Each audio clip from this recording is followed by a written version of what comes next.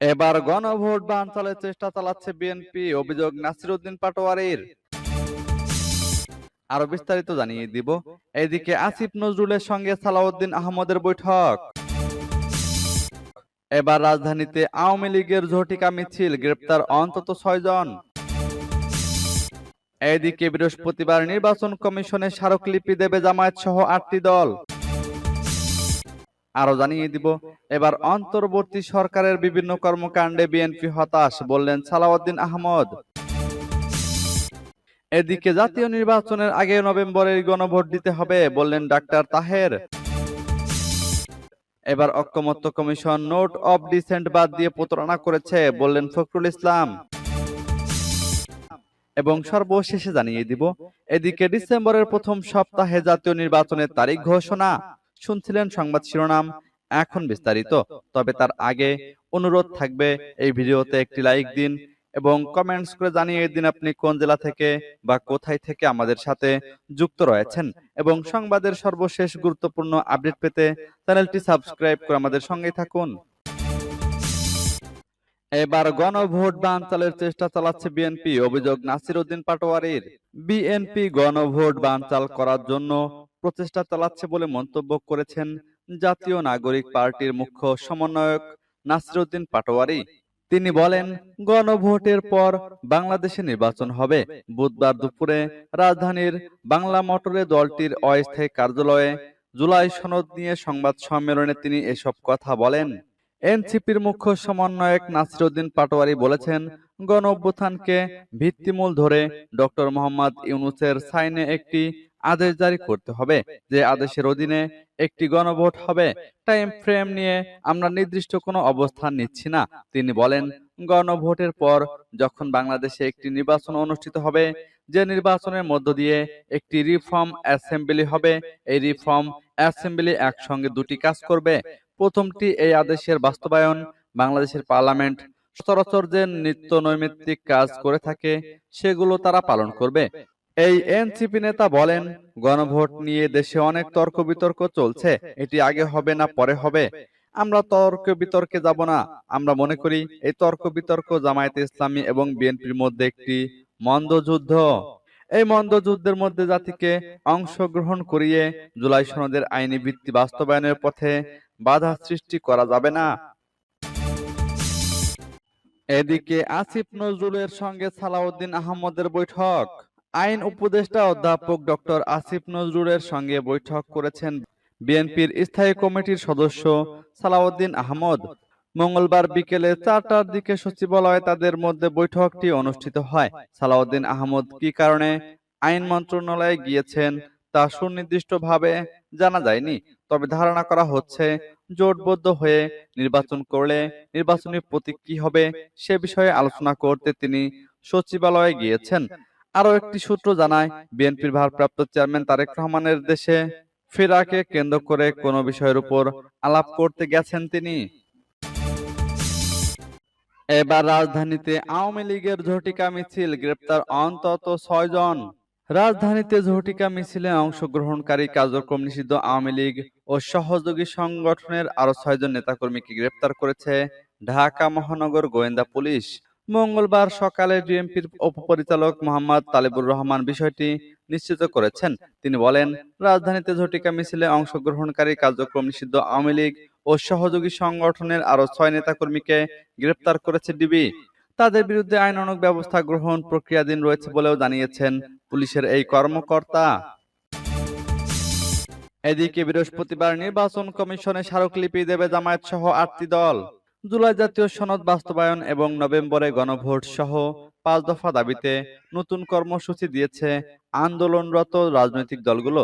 জামায়াত সহ 8টি দল রয়েছে এই আন্দোলনে। বৃহস্পতিবার নির্বাচন কমিশনে স্মারকলিপি দেবে তারা। বুধবার জাতীয় প্রেস ক্লাবে অনুষ্ঠিত সংবাদ সম্মেলনে এ কথা জানানো হয়। জাতীয় প্রেস ক্লাবের আব্দুল সালাম হলে অনুষ্ঠিত সংবাদ সম্মেলনে জানানো হয়, 30 অক্টোবর নির্বাচন কমিশনের কাছে স্মারকলিপি দেওয়া এবং 3 নভেম্বর শীর্ষ নেতাদের সংবাদ সম্মেলনে বৃহত্তর কর্মসূচি ঘোষণা করা হবে। সংবাদ সম্মেলনে আন্দোলনরত রাজনৈতিক দলগুলোর নেতাদের মধ্যে ছিলেন জামায়াতে ইসলামের সেক্রেটারি জেনারেল অধ্যাপক মিয়া গোলাম পরোয়ার, ইসলামী আন্দোলন বাংলাদেশের মহাসচিব অধ্যক্ষ ইউনুস আহমদ, খেলাফত মজলিসের মহাসচিব ডক্টর আহমদ আব্দুল কাদের, সিনিয়র নায়েবে আমির মাওলানা সাখাওয়াত হোসাইন, বাংলাদেশ খেলাফত মজলিস সিনিয়র নায়েবে আমির মাওলানা ইউসুফ আশরাফ, বাংলাদেশ নিজামে ইসলামী পার্টির মহাসচিব মাওলানা মুসা বিন ইজাহার, বাংলাদেশ খেলাফত আন্দোলনের নায়েবে আমির মাওলানা মুজিবুর রহমান হামিদি, জাকপা মুখপাত্র ইঞ্জিনিয়ার রাশেদ প্রধান, বাংলাদেশ ডেভেলপমেন্ট পার্টির মহাসচিব নিজামুল হক নাইম।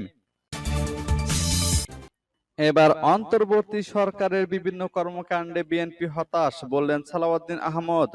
জাতীয় ঐকমত্য কমিশন এবং অন্তর্বর্তী সরকারের বিভিন্ন কর্মকাণ্ডে বিএনপি হতাশ বলে জানিয়েছেন দলটির স্থায়ী কমিটির সদস্য সালাউদ্দিন আহমদ।